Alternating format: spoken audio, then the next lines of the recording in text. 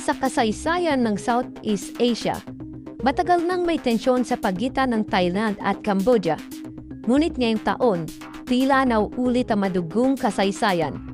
Isang panibagong digmaan ang sumiklab at unti-unti itong lumalawak, lumalalim at lumuluha.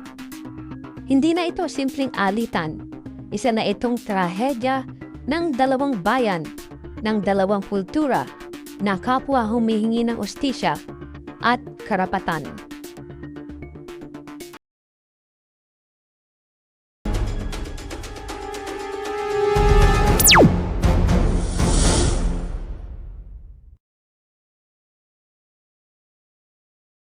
Nagsimula ang tensyon matapos ang ilang buwan ng militar build-up sa paligid ng border, partikular sa lugar ng Freya Vihear Temple.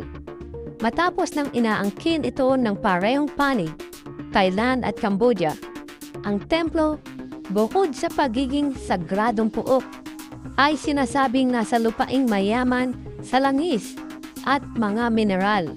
Ayon sa mga ulat, may mga illegal na paggalaw ng tropa sa magkabilang panig.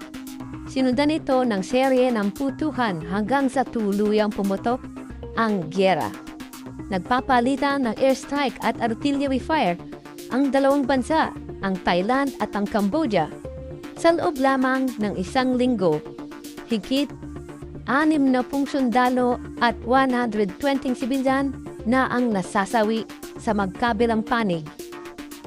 Libo-libong mamamayan mula sa border town ng Cambodia at Thailand ang napilitan ng tumakas. Ang mga batang walang kamuang-muang bitbit ang mga laruan at pagkain ay naglalakad ng ilang kilometro upang makahanap ng ligtas na lugar. Ang mga kwento ng mga lumilikas ay nakakakilabot. Isang lola sa Battambang, Cambodia ang nagsabing, "Naiwan ko ang aking asawa sa bahay. Sabi niya, babantayan niya ang bukirin. Hanggang ngayon, hindi na siya muling tumawag." Samantala sa Thailand, nagprotesta ang ilang grupo sa Bangkok.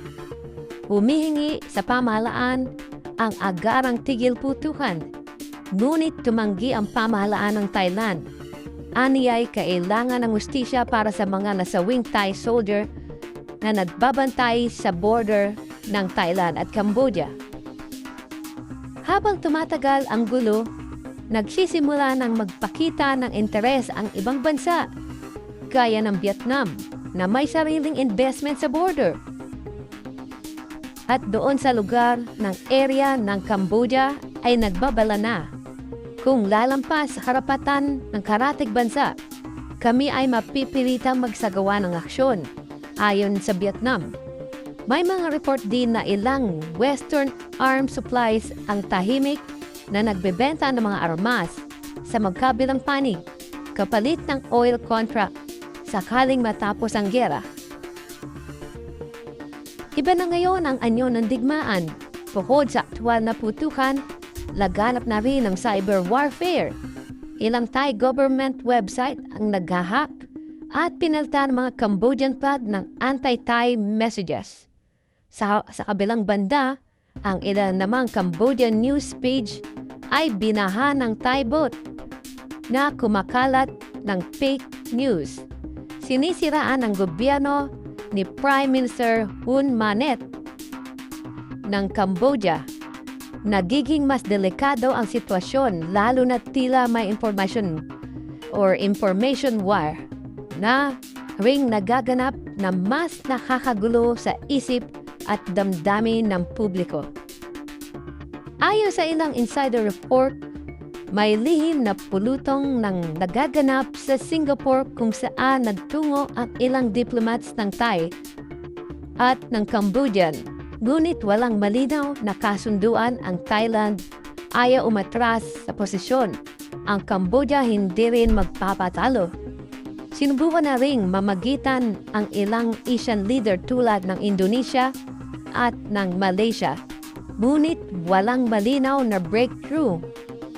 Ang takot ngayon ng buong riyon, baka ito na ang simula ng mas malaking gulo sa Southeast Asia. Habang pinagtatalunan ng mga lider ang mga lupa, teritoryo at kapangyarihan, ang tunay na tanong ng taong bayan ay simple lang. Bakit kailangan mamatay ang mga inosente? Bakit daging ang mga walang laban ang nadadamay? Ayon sa ilang political analysts, ang gerang ito ay hindi lang simpleng territorial dispute.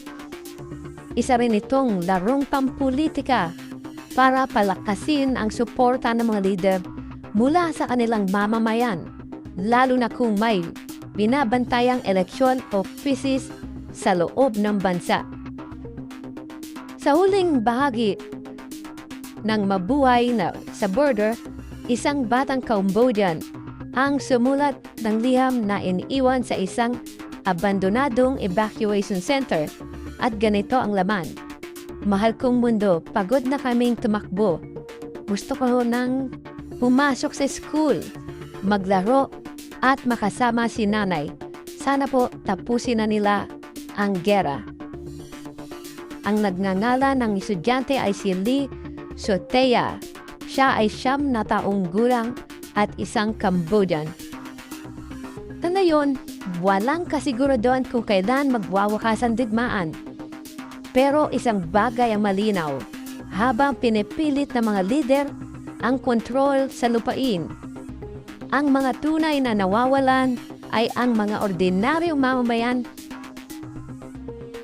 Ang digmaan ay hindi palaging baril at pagsabog. Minsan ito ay katahimikan at ng mga iniwan, luha ng mga bata at dasal na mga nawalan. Habang binabantayan natin ang mga susunod na kabanata ng tensyon sa Thailand at Cambodia, huwag nating kalimutan ang boses ng ng kapayapaan ay ang malakas kaysa ingay ng gera kung tayo'y magkakaisa. At ito ang inyong Friendly Talk TV para sa mga istoryang hindi lang pang basta balita, kundi totoong damdamin ng sambayanan. Huwag kalimutang mag-subscribe, mag-like at mag-share ng ating video na ito para mas marami pang mga mamulat sa katotohanan. Maraming salamat po.